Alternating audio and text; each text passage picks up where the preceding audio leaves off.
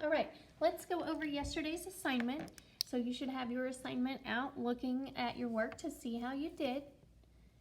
Our first inequality that we're going to solve, remember our goal is to get the variable all alone on his side of the equation. We currently have a variable on each side. So our job is to go to the side with a lesser amount and zero them out. So we're going to minus 2x from each side first. So we have 11 remaining on the right side. And 5x minus 2x leaves me with 3 x's, and I still have the minus 7. Now notice x is over here on the left side. Let's go to him. Who's sticking with him till the end? The 3. So let's add 7 to both sides. 3x is greater than or equal to 18. And our last job is to get rid of the 3, and we'll divide. And we'll find out that x is greater than or equal to 18 divided by 3 gives me 6. Number 2. Again, our job is to get our variables all alone on their side, but currently we have a variable on each side. Just a reminder, this x is the same as 1x, so if that helps, squeeze that 1 in there. Since we see x on both sides, go to the side with the lesser amount, that's 1x. And let's zero him out by taking away 1x from each side. So we have 6 remaining on the right side of the equation and 8x minus 10 remaining on the left side of the equation. Notice our variables over on the left side, and our job is to get him all alone on this side. Who is sticking with him till the end? 8. So let's get rid of the 10, zero him out. So 8x is less than or equal to 16. And let's divide by 8 and find out that x is any number less than or equal to 2, because 16 divided by 8 is 2. All right, let's write some equations or inequalities. So we are going to write an inequality to represent the situation. Remember, we're not solving these down here. So the first problem says 5 more than means add, 8 times a number. And we can use x to represent any number. Is greater than, so greater than 4, less than means to subtract 7 times that same number, and we said that number was x.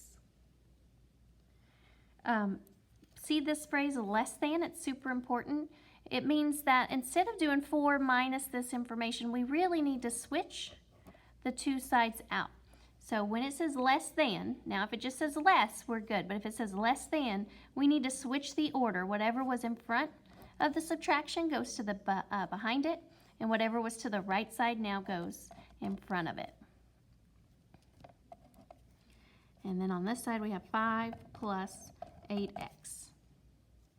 So there is the correct inequality. Number 4 says 9 more than a number. What do we use for a number? Is greater than, there's the greater than symbol, 3 times the number. Remember, the number or a number is x, decreased by 5. So we have 9 plus x is greater than 3 times x minus 5. Now I do have some people, as we were working through the last few assignments, they're asking about, is it okay to switch the order? Guys, in addition, it's okay to switch the order because 9 plus a number is the same if you do the number plus 9. You'll get the same outcome, but we can't switch the order in subtraction. Okay? Number 5, 8 times, so 8 times a number plus 35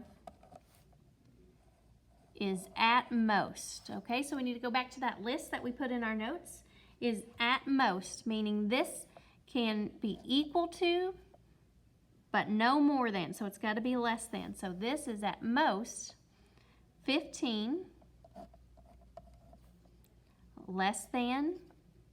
Now remember, less than means we're going to have to switch the order because it says less than 3 times the number. So let's switch this order real quick. And now we can write the rest. 8x plus 35. Let's check the back. Chloe started the school year with $75 in her school account. Each day she buys the Tutti Frutti special for $3. Kinsey started the year with $90 in her account and buys the hot lunch special of the day for $4. Write and solve an inequality to find the number of days in which the balance of Kinsey's account will be less than Chloe's. So we want Kinsey's account to be less than Chloe's. All right, I didn't make that up. It said it right here. Kinsey's less than Chloe's. Now, so that means we're going to put Kinsey's info on the left side of our inequality and Chloe's on the right side. So Chloe started with $75 in her account. Each day she's buying lunch. So what happens to her lunch account? Well, it's going down because she's spending $3 each day. Kinsey, she started with $90 in her account and she spends $4 each day. So here's our inequality. Number 7, the temperature in Dallas is 71 degrees Fahrenheit and is rising 3 per hour. In El Paso, it's 65 degrees Fahrenheit and rising 4 per hour. Write and solve an inequality to find how long it will take for the temperature in El Paso to exceed Dallas. So El Paso, exceed. What does that mean? It means pass it up, get bigger. So we want El Paso to exceed or be greater than Dallas. So all of El Paso's information will go here on this side of the inequality and Dallas here. So we'll start with Dallas. We were 71 degrees and we begin rising. That means we're getting higher. 3 per hour. Since 3 said 3 per hour, we put the X with it. Then we had El Paso that started at 65 and was rising at 4 per hour. Number 8, Mr. Scoma was offered 2 jobs in car sales. Job 1 offered to pay him $275 per car sold. Job 2 offered him a weekly salary of $195, in addition to the $250 per car he was selling. Write and solve an inequality to determine the number of cars Mr. Scoma would need to sell per week in order for job 1 to be the better choice. So if job 1 is the better choice, and we're talking how much money we make, that means we're making more money at job 1. So job 1's info is going to go on this side. Job 2 is going to go on this side. What we know about job 1 is it's just $275 per car. So $270 per car. Job 2, you get $195 in addition, there's addition, to $250 per car. $250 per car.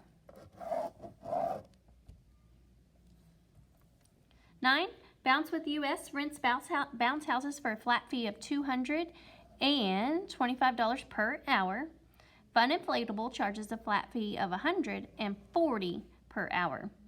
Write and solve an inequality to find the number of hours at which Bounce with US is cheaper. So Bounce with US is cheaper, meaning they cost less, right? And then the other one was Fun Inflatables. So Bounce will go on the lesser side and Fun Inflatables will cost more. So $225 per hour. Fun Inflatables is $140 per hour. This should start being super easy. It's the same thing. We're looking for those words per each and every. 10, Jenna is selling candles for $15 to raise money for her cheerleading uniform. The supplier charges $50 plus $6 per candle.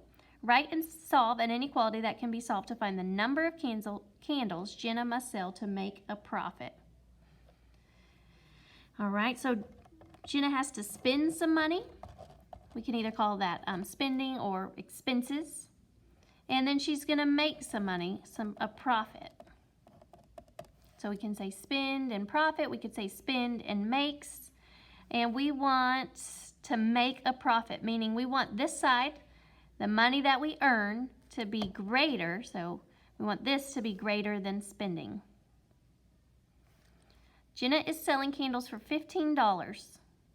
So that's how she makes the money, is by selling the candles. So $15 for each candle.